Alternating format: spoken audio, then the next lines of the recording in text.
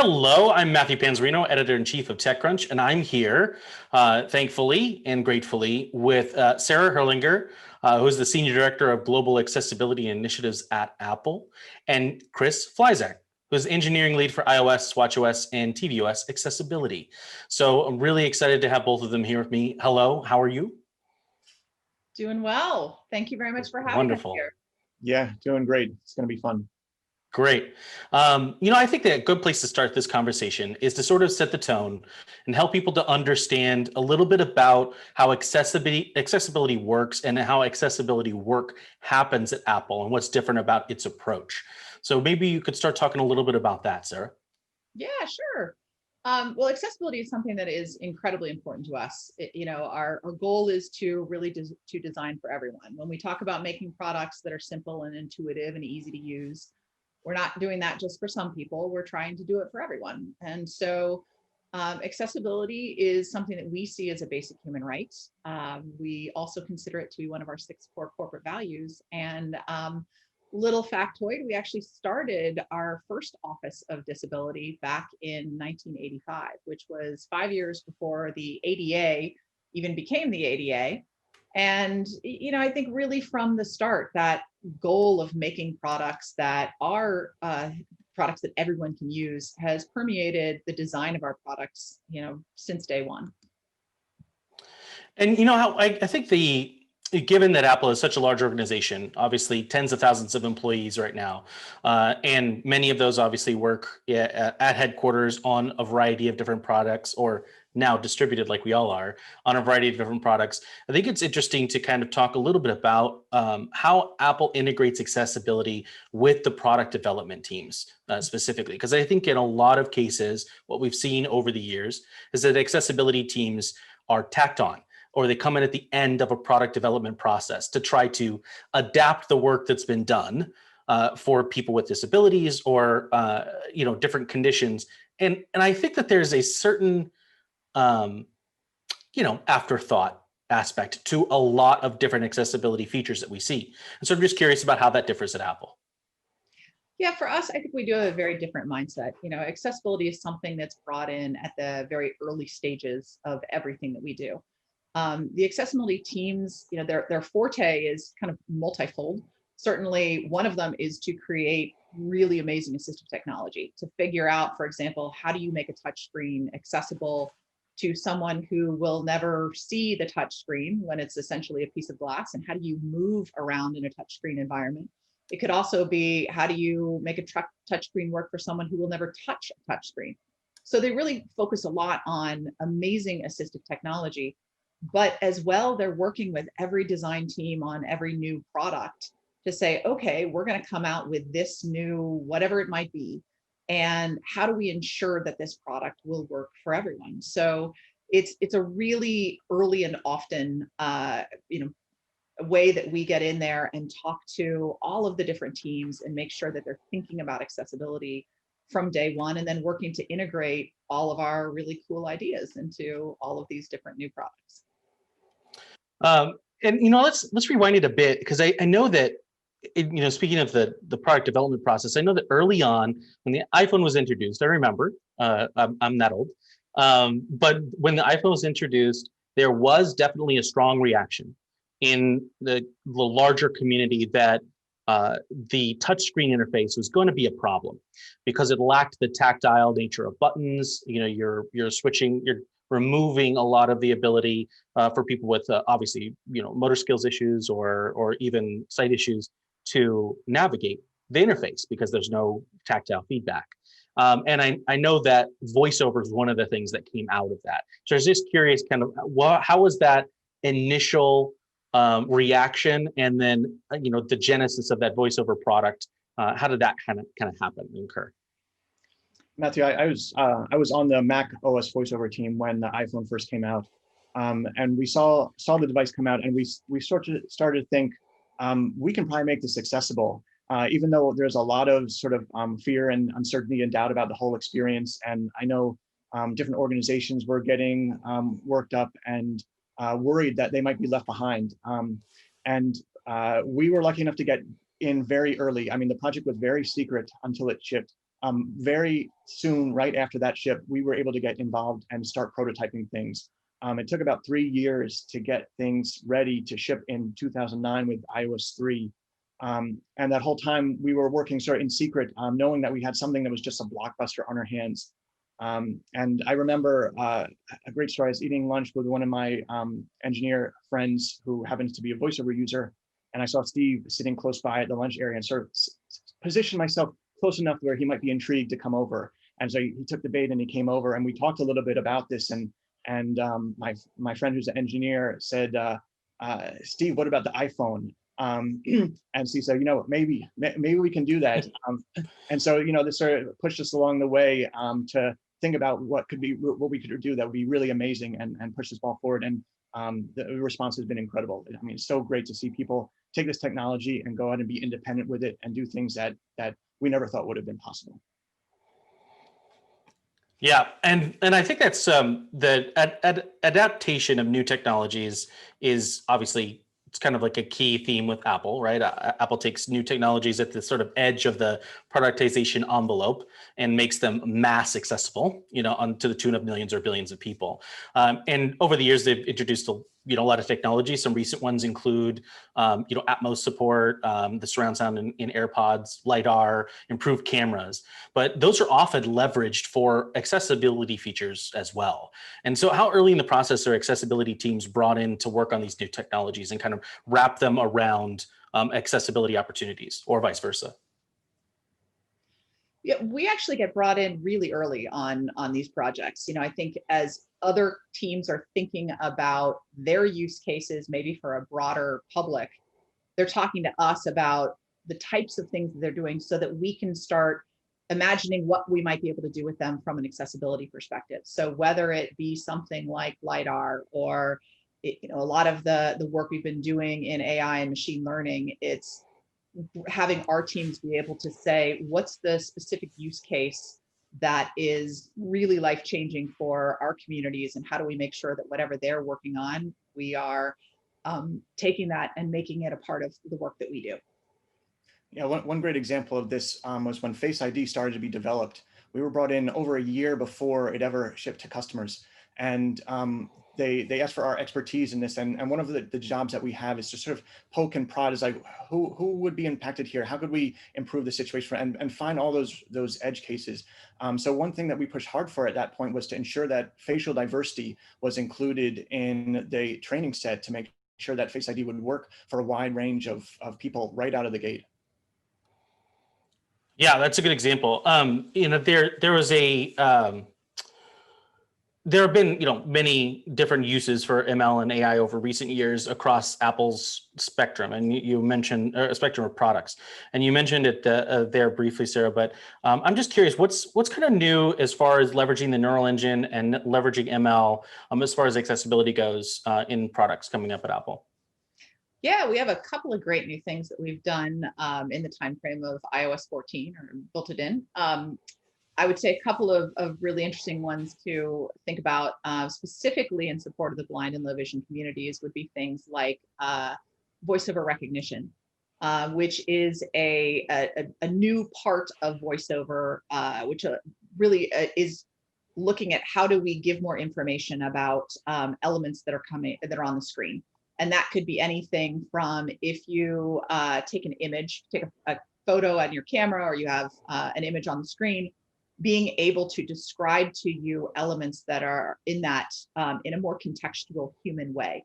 So rather than just saying, dog, ball, pool, to give you an idea of 3 things in it, it would be able to say dog jumping over a pool to catch a ball.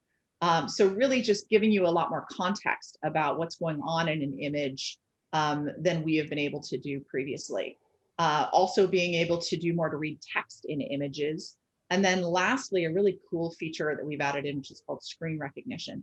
And the idea here is to be able to augment what developers are doing on their own around making their apps accessible.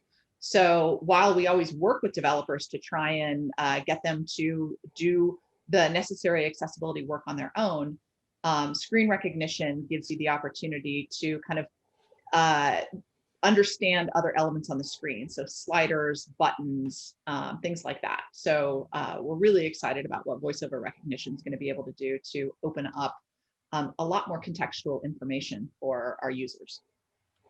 Yeah, and let's split this into two conversations really quickly, or two questions, because I want to come back to the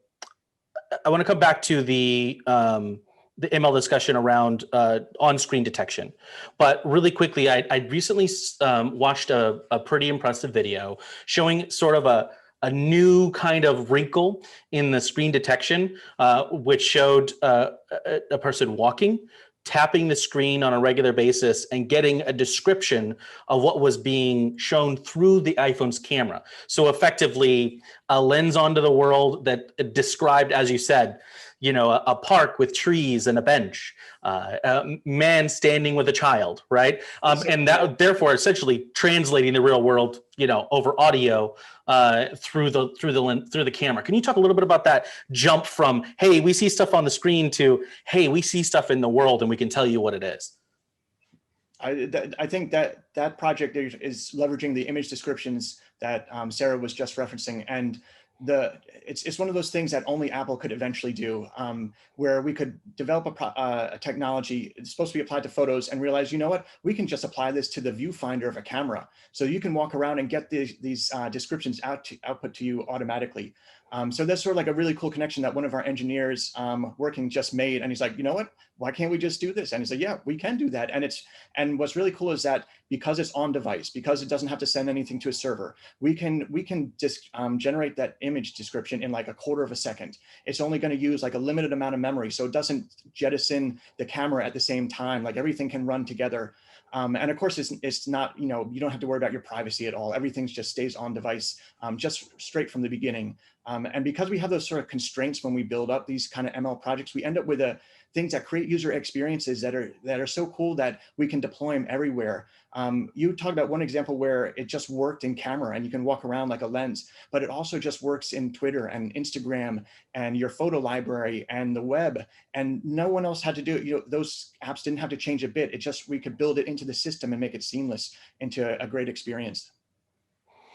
Yeah, and that part of it is really the second part, right? The on-screen detection. You've got a white paper coming out. It should actually be out by the time people are listening to our conversation today. And that paper goes over in detail sort of how you're using pixel level analysis of a screen. And if I get the gist correctly, and please explain it in better detail, it's enabling accessibility features, even if a developer did not have the resources to, or ability to, or just didn't get around to making their app accessible using Apple's internal frameworks, right? Yeah. This is one of the things that I've been so excited about for so many years now. If I could break down the history of iPhone accessibility, the first sort of 10 years was about built-in accessibility. You walk into an Apple store, no matter what your disability, you buy it, you walk out, you're independent, you can turn it on and do almost everything. But not only do you get to turn it on, but Stocks works, the Measure app works, every single app out of the box works. And this built-in accessibility was sort of unheard of 10 years ago, especially at a mainstream company. But when we did that, we realized we solved this problem. The industry has moved forward. You can get screen readers on almost every major device. What's next? Well, what about all those other apps out there? Sure, there's API to make your apps accessible, and there's a lot of great accessible apps out there, but there's a lot of apps that are hard to make accessible, or it's hard to get the education about. I mean, it's still a niche field. It's not easy to let people even know that this thing exists. So we thought, what can we do to create it so that you can still have a usable experience? So you can do something so someone can turn this feature on, and the user can operate the app, get things done. And then also sometimes apps come out with bugs, like the certain app may be completely accessible, but someone forgot to label a button. So you don't get to hear what is called, it's just this button. And if that's the buy button or like the order button, that can really, put a dent in your day. So by leveraging screen recognition, you can sort of get past these things and make these apps usable again. And that's what's really so exciting about it. And there's a multiplicative effect there, because there's no work on their part. It's on the developer's part.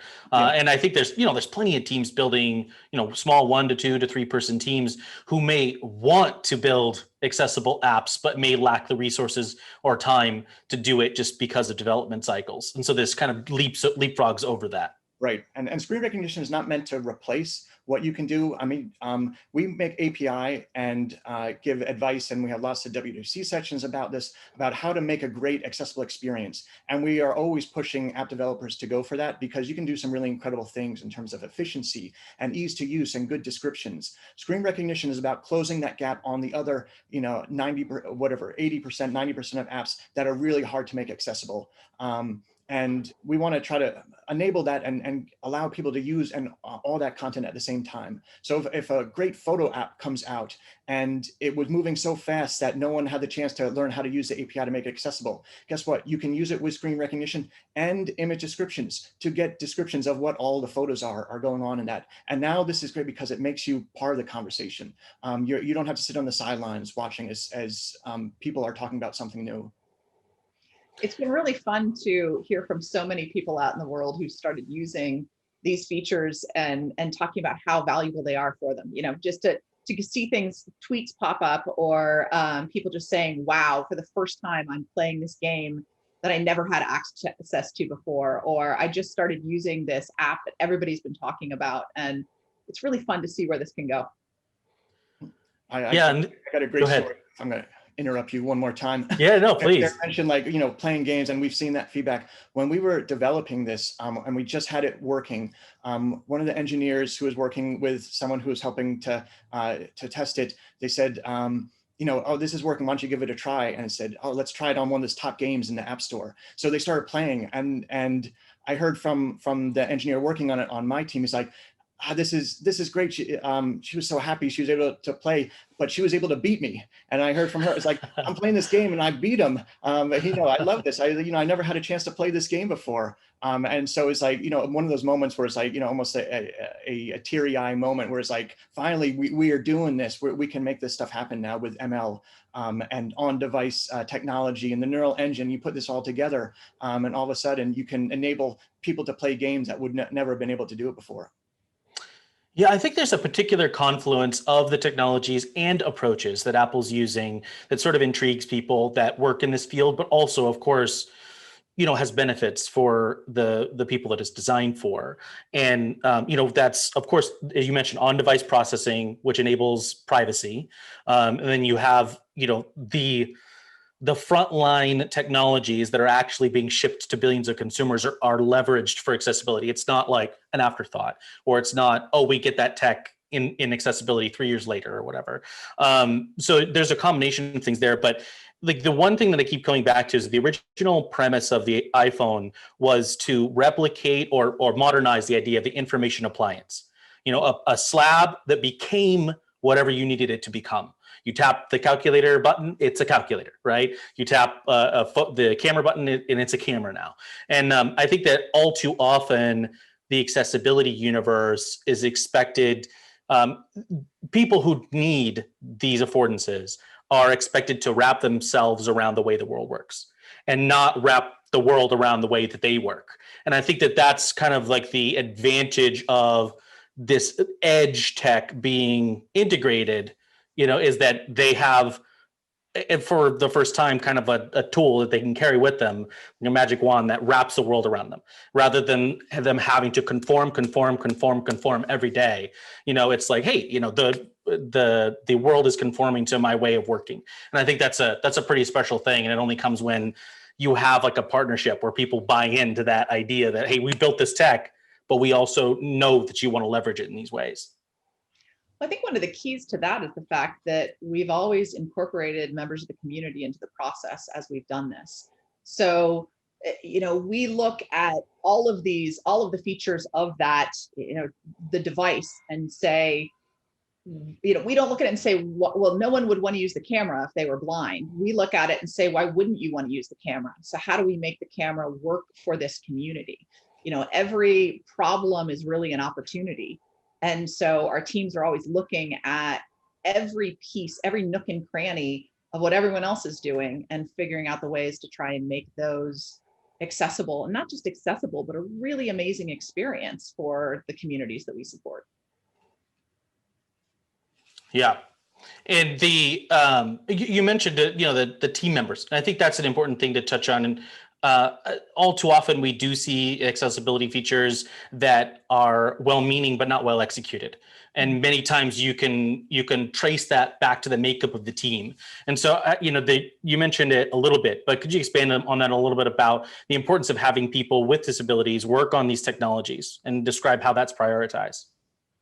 Well, that I think is central to what we do. We believe in the mantra of the disability community of nothing about us without us, because you can't design a product that's really going to work for someone if you're on the outside looking in and trying to and you think you know how something is going to work. So we have a lot of people on our accessibility team who have a really wide background and who use our assistive technology in their daily lives every day.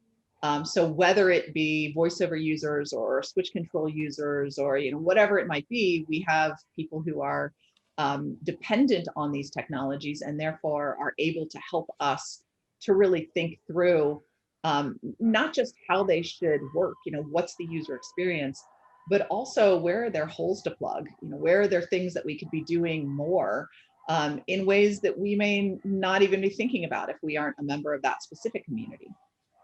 Yeah, I got one great story from the image descriptions project where we can describe an image with a full sentence. When we first started and the model started rolling out, obviously we had people on our team who were using it, and we noticed right away that a lot of photos with white canes in them were being described as brooms or sticks. And so this is something that we popped up and we went out and sourced thousands of images of people wearing or using white canes and incorporated that into the training set so that images like that would be described in a much better way. And something like that wouldn't have happened naturally if we didn't have people involved in the process from the beginning. Right. Yeah, that makes total sense. And one of the technologies I think that is most intriguing lately has been LiDAR, right?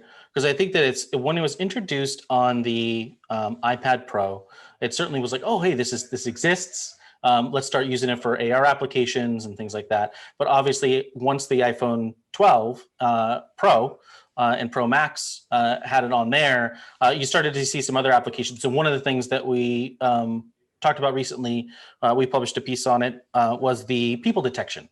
So could you talk a little bit about that? Yeah, sure.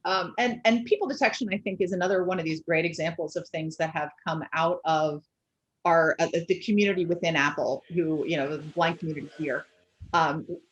Truth be told, we started working on the concept of people detection a while ago. So I think some people have thought it has been specifically about our current environment of 2020, when in reality, this was one of those holes to fill. We had, people on our team who said, one of the things I struggle with is as I'm moving through space and just doing regular things in my life, like commuting or shopping, I don't really have a context as to where people are around me. So, for example, if for some reason I'm in a line, I don't know if the person in front of me moved. How do I get that kind of information? And so, we first started looking at ARKit as with people occlusion built in as a way to be able to kind of know where a person is in the field of view. And then when LiDAR got built into both the iPad Pro and then the new iPhone 12 Pro and iPhone 12 Pro Max, we were really able to build on that to increase the accuracy of what one could do with people detection and that people occlusion in ARKit. And so by building those two things together, plus using all of Chris's team's amazing work on VoiceOver and building Magnifier and kind of creating this great toolkit to support blind and low vision users, we're able to create people detection, which does real-time detection of individuals around you. So giving you a lot more information about the proximity of an individual to you as you move through space. And it's built to be used both in, while you're standing still or also on the move. And the idea behind it is that in both feet and or meters, it will tell you the distance of the closest person to you. And it does that through an audible, will tell you the number of feet away. Also will do a tone to tell you, is this person getting too close? Have they come within your threshold area? Also using haptics to give you an idea of, once again, of whether, where that person is in proximity to you. And then also a visual for someone, even if you aren't a member of the blind or low vision communities, and you just kind of want to know, is this person gotten within 6 feet of or whatever it might be? Right. Giving you that visual so that you can get that information as well. Yeah, people detection is such a great example where Apple can take cutting edge technology, new sensor input, and combine that with user experience and design experience that's really unique to Apple accessibility and the people working in this space to make something, because it's not just detecting people, because ARKit can do that. Anyone can just detect people, right? What was different about what we did? Part of it was, what is the right feedback to play? How often do you have to hear the feedback? Do you want to hear speech now, or do you want to hear sound or haptics here? But it's also about little things. One thing that we kept encountering while developing it was that it would detect small body parts like your hand or your foot and would beep. And so if you're trying to use this and test it, it sounds like it's going off all the time. And we realized it's because the way that a user would hold this, they might hold their cane and the phone will be angled down while they're doing that or moving around, and it would sort of detect a foot here, an arm here. And so part of that process was figuring out, oh, let's weed out small body parts. And so we can focus on people that are actually in front of you and give you accurate distance and measurement techniques. I mean, this was a product that was created more by the users of the technology than almost by the engineers. Yeah, that's cool. And your ability to engage a community and have people work on it who would use it day to day then allows you to train their models appropriately, right? Because you can train them off into a wrong fork very, very quickly, and then all of a sudden, boom, boom, boom, it's false positive after false positive. Robustness analysis and modeling is such an important thing, and something that doesn't get a lot of attention. I mean, we did this with the people detection. We did it with the image descriptions to make sure that all those possible sensitive or hot topics that we investigated them and try to have mitigation plans for anything, so that we're going to present captions in that case that are representative, accurate, and always respectful. Yeah, good point. And then, what do you think what do you think the overall impact of the iPhone has been on the blind and low vision community? Because I think that there certainly have been advancements in many different ways that are connected to the iPhone, whether it be like connecting directly to cochlear implants or, other accessibility features that have helped people with motor skills issues. Back tap is a great example, something that came out of there and therefore benefits the entire world. People love back tap and, it came out of accessibility research. But I think this specifically the blind and low vision community has gained a lot from the iPhone over the years. Just trying to, how do you think that impact is measured? Well, I think you can look at, there are public statistics that tell us that almost 70% of the blind community using a mobile device is using an iOS device. And the American Foundation for the Blind recently just did a study about COVID where they said that the iPhone, 4 out of 5 4 to 5 people said that iPhone was the technology that they rely on most in the world right now. And they even looked at how people they had over 50% of the people were really scared to be out in the world and figure out social distancing and things. So I think as we're able to do things, not just like people detection, but the work we've done with the iPhone has profoundly affected the community.